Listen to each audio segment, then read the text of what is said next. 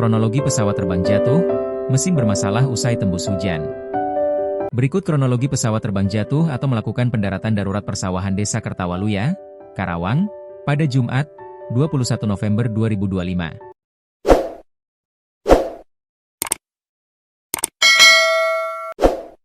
Sebelumnya pesawat capung jenis G8 Airfan milik PT Wise Air tersebut terbang dari Tangerang menuju Cirebon membawa 5 orang awak. Perawat berisi 5 penumpang dengan pilot Eko Agus Nugroho.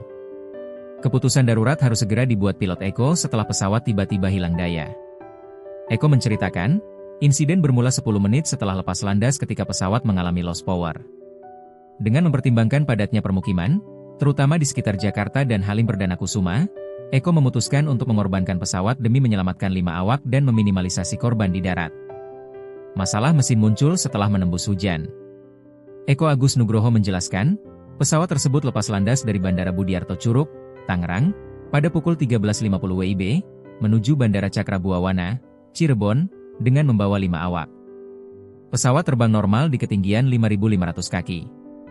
Namun, 10 menit setelah menembus cuaca hujan di sekitar udara Depok, Eko menyadari adanya masalah teknis pada mesin. Jadi, engine, mesin, masih hidup, parameter engine masih oke, tapi terusnya nggak ada daya dorongnya, ujar Eko di kantor Desa Kertawaluya, Karawang, Jawa Barat. Pilot pastikan tidak ada korban di darat. Saat itu, Bandara Halim Perdana Kusuma adalah landasan terdekat. Namun, Eko harus mengambil keputusan cepat dan berisiko tinggi.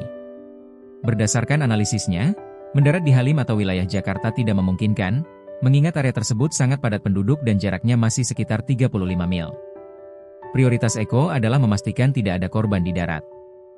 Secara prinsip, saya mengamankan kru beserta awak, tegasnya.